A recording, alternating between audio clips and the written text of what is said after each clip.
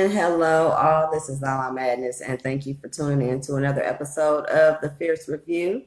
And you know where to find me at. Follow me on Instagram, Twitter, as well as YouTube at Lala Madness. All right. Now, this episode, we'll be discussing Vincent Herbert, who is Tamar's husband, of course, who is getting sued twice, and more tea, because more tea is always good. Because I like to give more tea. It's better that way. Anyway, so now, he's actually, the first thing he's being sued for is for the unpaid rent of an LA condo that he signed a lease for actually back in December of 2018, so just last year. Now, he did fail to pay February's rent, which is the rent that was February, that just passed, because this is March, okay, of $37,000. Now, they're suing him, though, for a total of $38,850 plus other costs, okay? But they do have that $38,850 in there, okay? Now, it's actually a condo. So it's 3 bedrooms and 5 bathrooms, excuse me. You always need more bathrooms than bedrooms, I guess. Okay, they have a 75-foot pool, a gym, yoga, and Pilates studio. So you can get fit, be on point. All right then. A library so you can be smart. Got a conference room to have a couple meetings. A screening area for what I don't know. And a children's playroom with a wine storage. Okay. Now, the home is 3,430 square feet. So, that is lawsuit number 1, where he apparently just got this home. And then 2 months later, they put a little notice on there. So, apparently he's, moved out or whatever have you. Okay. Now, the second lawsuit actually involves a lady named Dakota Sal of New Jersey. Okay, so she's suing for 2 bounce checks that total $10,000. Okay, now I'm not sure of the nature of the business or what the checks were actually for. We do not know. I don't know. If somebody knows, let me know. But apparently the account is closed and the checks were bounced, and now boom, we here and she's suing too, along with the LA condo place that he owes the $38,850 to. Now, just to also mention a couple other things, just because this is the more tea part. So, for those that know and those that don't know, I'm going to say it here today. So, in February of 2018, he had a Rolls Royce repossessed due to non-payment. So now him and Tamar sent the blogs in a frenzy right before they separated because of downsizing on the house. I don't know if anybody remembers that, but I do, because I'm nosy. And that's what happened. Yeah. So I know they had this big old house, and she actually, I believe, filmed one of the videos at the house. And then they ended up either selling that house or downsizing or something and getting something else. And so it was all in the blogs. Why did they downsize? Why? Everybody just wanted to know. This is when all that stuff was going on as well elsewhere. Now, in August of 2018, LDNX Records said that he owed them $380,000 from a bad business deal. Okay. Now, there's that number 38 again. The first one, the apartment complex or the condos are suing him for $38,000. Okay, even though the rent was $37,000, I guess they tacked on an extra stack or whatever for penalties, fees, blah blah blah blah blah. Okay, so now the $380,000. Okay, so all these 38s, like they 38 hot with you. Okay. From a bad business deal. Now, his clients, Remy Ma, as well as Lady Gaga, were subpoenaed to hand in financial documents, okay, to show that the company could provide how much in royalties Herbert was due. So they wanted to see how much money was actually paid to him from royalties or from anything that he's done with them as far as management-wise. And so they could, in turn, let them know what they about to take from his ass. Because we know you got it. You had it. It was paid to you. This amount right here, so we need that. And where is it? That part. So they subpoenaed for the records for that, which is quite interesting. That was in August 2018. That like kind of slipped under the rug, like didn't hear about that. Now, keep in mind now he does have a lengthy track record of managing artists, so that's kind of what he's known for. That's what he's been known for like forever.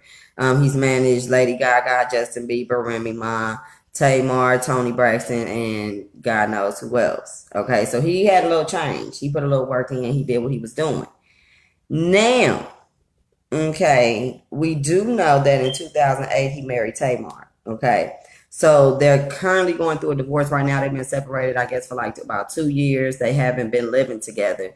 She has another apartment or condo or something of that nature that she's staying at. And so they're kind of just co-parenting Logan at this point. Okay, so if you take it back though, now it really all started on the real. Remember when she had that little incident where they were still trying to figure out how she got fired, why she got fired, what really happened? Well, if you remember, her and Vince were executive producers, so they had both had a hand in it. At least I know he did, definitely. Okay, his name was scrolled across the screen when the show coming on and going off. Okay, so he was in that. However, it all started back then. So once she got fired or whatever have you, now they both as well, even though the Braxtons have been on WeTV about the sisters and the Braxton family itself. And of course he's married to her, so he will be included in that show for certain things. Now, he also, him and her, along with Tony and I think Tawanda, were executive producers or producers of some sort of the Braxtons as well. So he had a hand in that, as well as managing everybody, as well as managing Tamar also. So he was getting money just from managing her. You know, she was busy for a second. She always had something going on. She had an album coming out. She was touring. She was getting change. Okay, so he was getting a little bit of that change too. Along with when he was managing Tony, he's not anymore, I believe, but when he was managing Tony, he was getting a little bit of that change then. Okay. So at the end of the day, I knew shit was getting stank when the sisters were saying that Vince owned the credits to a theme song. Now, if you remember on the Braxtons, when all the shit hit the fan was when Tawanda was saying, they went to go try to get ready to do a show and they couldn't perform it because they had to get Vince's permission in order to do the taping. I mean, do the singing of the song because he supposedly owned the song. They were saying that they owned the song because they wrote it. They all wrote it together. It was a group effort. It wasn't like a Vincent Herbert production. So that's what they said. I'm just saying what they said. So now you have that going on. And now that was pretty much, in my opinion, setting the stage for the shit that was about to come. You know, yeah. They wanted to let you know what you was getting ready to be used to and get to seeing for the next 2 years. They about to drag the shit out of his ass. Okay. So it already started back then when they said they was going to sue him in order to get the rights to the song. That was a lawsuit back then. So that was already putting in your mind to get the public ready in a little bit, just a little bit, because we about to do this shit.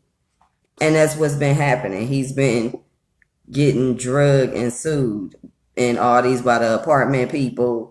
I'm sorry, the exclusive condo people of the $38,000 condo that you had. Well, $37,000, but $38,000 is what the hell they want. You get it? Still $38,000. All right. So now, along what they did was they wanted the song. They was pissed off that all that happened. Then they ended up doing the walkout and leaving in production and all that. Ended up like killing it. And this all came at the time that Tamar and him were going through their little separation, and they had already kind of went through the separation, and he was kind of like just popping up on scenes handling Logan while she was filming or whatever have you, when she would film, because there was times that she wasn't filming for a long time. Okay. So now the only person that still filmed was Tracy, and they all got mad at Tracy because Tracy was still filming. They was like, how you just gonna show up still and we doing a little boycott or a little walkout or whatever the hell they was planning on doing. They all did it, and Tracy still showed up. But hell, somebody got to steal the hell. They even brought in guest stars in that motherfucker. So apparently, they had a backup plan. You know, I even when I seen Lunel on there and everybody else on there, I was like, "Child, okay." Some people fit, some people did, and then I was like, "Okay, y'all just start calling up some people and was like, so who want to come on the show? Because we need some niggas. What day are you available? And that's the day we're gonna film you." Okay? Because they needed something, I guess, to fill in. Tracy was there trying to hold it down, saying, she's still going to rock it out and not give up because she needed a check. I can understand you. Like, how you just going to just leave your job because everybody else is doing other things. She was like, this is my thing. You got me fucked up. This is what I'm doing. Getting a check and showing up to work. All right. So now, they all refused to pretty much film, which only left Tracy. Then Tracy pretty much was a sacrificial lamb that was out there alone by herself, still holding it down. Okay. Which was really fucked up. Miraculously with Vince, aka the money problem that could ruin everyone's reputation, out of the way to show the show has picked back up, but his ass being one of the topics. I'm sure this season that's about to drop, he gonna be a heavy topic in that whole shit. Like they gonna drag him to the end. And he been getting sued. Well, I'm sure filming has stopped already at the point where the lawsuit has come out in February, about the little apartment or whatever. So I don't know how that's gonna work out. Okay. But he definitely gonna be a topic. I can pretty much guarantee you that. But they had to throw your ass up under the bus. Like, I don't know why you didn't think that was about to happen to you. It already started like when everybody did the walkout. That was because of your ass. And okay. Keep in mind, Tamar's mom, Miss E, as well, came out and said that he was abusive to her as well. To separate Tamar from all the shit that Vince probably agreed to take the fall for, or was about to take the fall for, whether that nigga knew it or not. Okay. And to protect the money.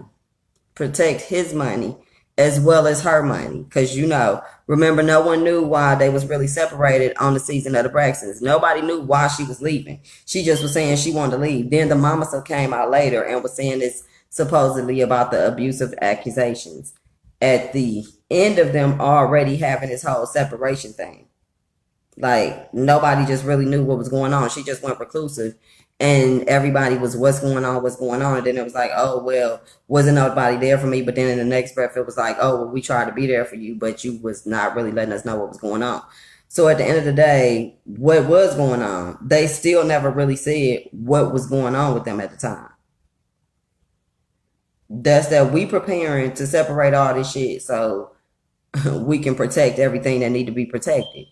Okay. Now, Tamar then started not wanting to film because the media attention from the song stealing accusations with the sisters. So she didn't come around the sisters after they start saying that he stole a song and they might have to sue him and all this stuff. Okay. Now, there was never a resolution on the theme song situation. Now, was that even a real issue? Was the real issue even about the song stealing thing? No, I think that was just a way of letting everybody know what the fuck about to go down, nigga. You about to get drugged. We about to definitely make sure that if anything happens, Tamar is going to be protected, because if you keep Tamar busy and funnel the money over to her end, okay, and if they are estranged, that income would not pretty much affect the divorce. Okay. So they would pretty much take the alimony and child support out of his money. But if he claims to not have any money because he claims now, oh, I can't even pay an apartment complex, I can't even pay for this and that, little random things, then at the end of the day, what are you going to sue him for? What are you really going to get? And then he can play broke. And then Tamar can say that everything that she's been making all the years, the 2 years that they've been separated, because they're legally living in separate houses and they probably went through a legal separation at that point. Now certain things don't count. Her money that she's making now after the separation can pretty much probably be considered hers. So that would be everything that they can move over there. You get what I'm saying? Being that I have taken an anti-money laundering course and I am certified, that means they can move that over there. Okay. And then we don't know what's his money and her money. Yeah, she could say that it's from one thing, but you just see money dumped in there. I'm just saying. It could come from anywhere. You could funnel it one place, move it to another one. She claimed that it's hers, and then he appears to be broke. And then now who you gonna sue? How you gonna sue a broke nigga? He don't have nothing, remember? Because he supposedly is not getting, all the money that he used to get. Okay? So, now Tamar also supposedly has a new man. So, which we know is a no-no if your divorce is not finalized. So, this is some bullshit. You know it is. Who the hell? I mean, I know it's some people that go around and get with somebody else before your divorce is finalized. Y'all living separate, blah, blah, blah. But not in a whole public situation like this that just so happens to go along with all these other events and circumstances. Now, nobody else is going to put this shit together like me. I just think a little different. I think that they already had this shit planned and they knew exactly what the fuck they was going to do when the theme song situation came out. That was the beginning of the dragon. Period. Your ass going to be getting sued from here on out, bruh. And hopefully you got all your money moved over to Tamar and she going to funnel it back over to you somehow, some way. If that's the plan. Unless you just a nigga that now your job is done. You got us where we need to be and now goodbye. Take the short way down the stairs. Like over there real fast. So I don't know how it's going to turn out for him. Okay. So basically this to me is to separate her from more Vincent's issues, which are probably their issues because Tamar was also on the credits of the Braxtons, okay? And believe me, whatever he's been shorting people, especially her family, she was in on it or she fucking knew about it. There is no way that you can lay with that nigga every day and you know them coins that you spending and you know them coins that's coming in and you not gonna know that you and your husband is getting a certain amount and then or that the paperwork is set up to where it's A, B, C, and D, and they not even on the, like, you don't know how they go?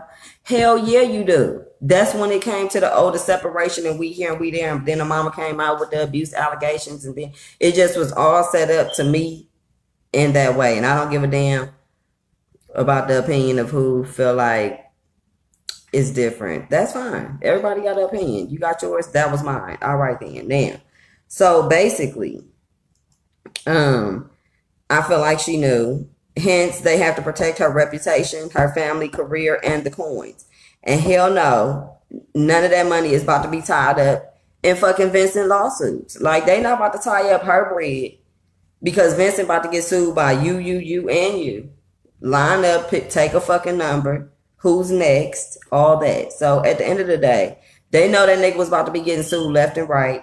She had to protect her bread and pull out. Like, cause who is this new nigga that she got? Nobody even knows this nigga. He's supposed to be some businessman that don't want to be seen. Great, because he pretend. Yeah, okay. So I wouldn't be surprised though if they end up getting back together. Like, mark my words, if this happens even years from now, I said it first, that if they end up getting back together because this was just a stunt right now that they needed to pull because it's just too convoluted for me to be too much going on. All this shit is just a bit much. I think that it's something that they could get back together, and I wouldn't be surprised if they didn't.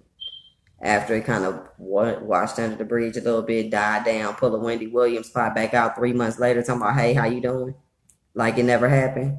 So they may or may not. They just may start to be seen together again in a couple years once they finalize. They're going to get probably their divorce is going to be finalized. Then he going to handle his money problems. Then they might come back and get married. Or scenario B is that they is dragging your ass. You have got everybody where they need to go. Thank you for coming. And now your ass can go wallow away broke somewhere and do you, boo-boo. Either way it go, it ain't good for events. It's not. So, at the end of the day, tell me what you think. I am open to opinions. Like, subscribe, share. This is Lala Madness. Follow me on Instagram, YouTube, and Twitter, and all the other platforms. And ta-ta.